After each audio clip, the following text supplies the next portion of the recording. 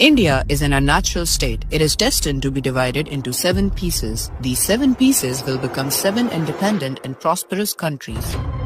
Pakistan had already separated from India in 1947. Kashmir is occupied by India through brute force. Kashmir will gain freedom from India despite all the oppression and cruelty. All these tactics of India have failed in the state. This Muslim majority state will become a part of Pakistan. Next is Khalistan, where the dream of an independent homeland for the Sikh is going to be fulfilled soon. The Tamil region located in the south of India has never been a part of India historically. And due to the exploitative policies of the Indian central government, the people of this region are fed up. They will be able to preserve their history, culture and language by forming a separate country. And this new country will be Dravida Nadu.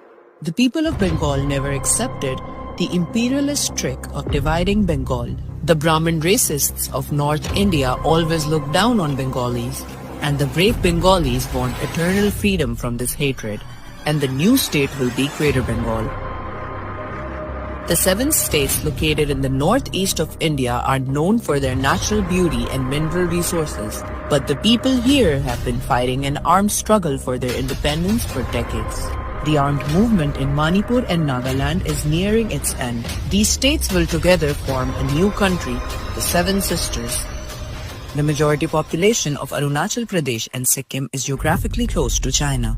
China has even put Arunachal Pradesh on its official map. Both these states will become part of China. In the end, Hindu Rashtra will be left, where there will be no natural resources, no skilled people of the south, and no free access to the open sea. The remaining Hindu Rashtra will eventually implode due to inherent frictions among various Hindu castes. Surely, this unnatural state will be divided into parts. All the new independent countries formed will collaborate to shape a better and prosperous future for their people.